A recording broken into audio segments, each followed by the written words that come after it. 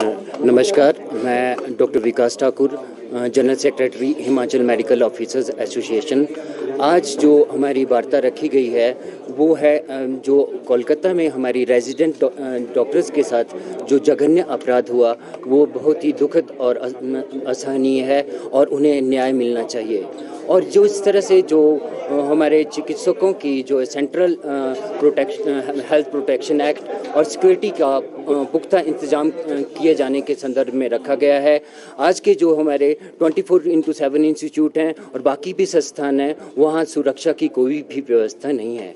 ऐसे में जो लेडी डॉक्टर हैं या जो स्टाफ नर्सिस हैं जो एक पोस्टेड हैं और वो जो रात्रि सेवाएं देती है वो उनके लिए बहुत ही मतलब एक चिंताजनक और बहुत ही मतलब प्रेशर वाली इवेंट होती है।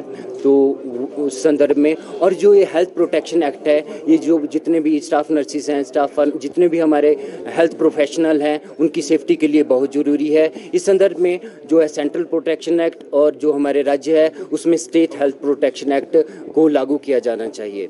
उसके बाद जो हमारे इंस्टीट्यूट हैं वहाँ सिक्योरिटी की व्यवस्था की जानी चाहिए और जो हमारे चिकित्सकों के ड्यूटी आवर्स हैं उनको डिफाइन किया जाना चाहिए। कई जो ऐसे हमारे 24/7 इंस्टीट्यूट हैं वहाँ एक ही चिकित्सक पोस्टेड होता है तो महीने में उसके वो एक छुट्टी भी लेनी हो तो बहुत मतलब जोर लगाना पड़ता है। और उसी तरह से जहाँ 2 या 3 चिकित्सक हैं उनको भी बहुत ज़्यादा ड्यूटियाँ कर रही हैं और ड्यूटी आवर्स उनके बहुत ज़्यादा हैं।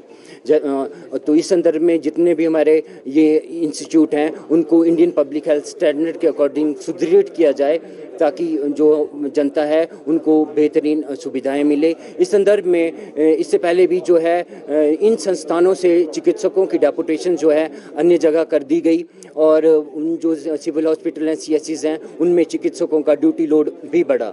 तो इस संदर्भ में बाकी स्टेट्स की तरह हमारे चिकित्सकों के ड्यूटी आवर्स निर्धारित हों। उसके बाद जो है हमारी PG पॉलिसी है, PG पॉलिसी में भी अमेंडमेंट हो। इसे जो है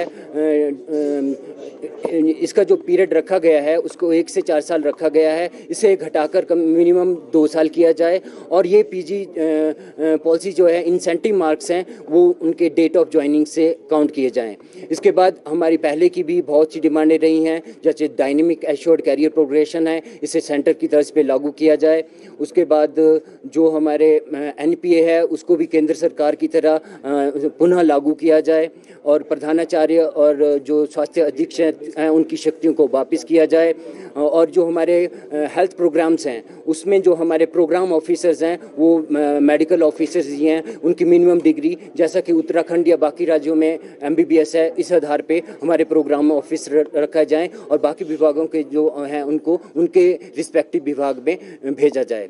इसके बाद जो है हमारे जो ऑफिस बियरर्स हैं उनसे जो है पिछली बार मांगें रखी थी तो आंदोलन के बाद जो है इन मांगों को दबाने के लिए जो है हमारे president, senior vice president, joint secretary, treasurer state इकाई के इनकी ट्रांसफ़र कर दी गई। उसके बाद डिस्ट्रिक्ट से भी जो है प्रेसिडेंट सोलन उनकी ट्रांसफ़र हो गई, कोषाध्यक्ष जी की ट्रांसफ़र, हमीरपुर के कोषाध्यक्ष की ट्रांसफ़र हो गई और कुल्लू के जो कार्यकारिणी सदस्य है उनकी भी ट्रांसफ़र कर दी गई। इस तरह से मैं चाहता हूँ कि हमारी मांगे जनता के हित में जेन्युइन है और आंदोलन को कुचलने के लिए इस तरह की ट्रांसफ़र नहीं की जाए, क्योंकि एक जो चिकित्सक का जो एक पेशेंट के साथ इंटरेक्शन और रिलेशन होता है, पेशेंट डॉक्टर रिलेशन होता है, तो वो बहुत समय के बाद बनता है और चिकित्सक जानता है कि इस मरीज को इतने समय से ये बीमारी है तो ये डॉक्टर पेशेंट का जो है रिलेशनशिप है इसे भी ना तोड़ा जाए। हिमाचल प्रदेश में आपने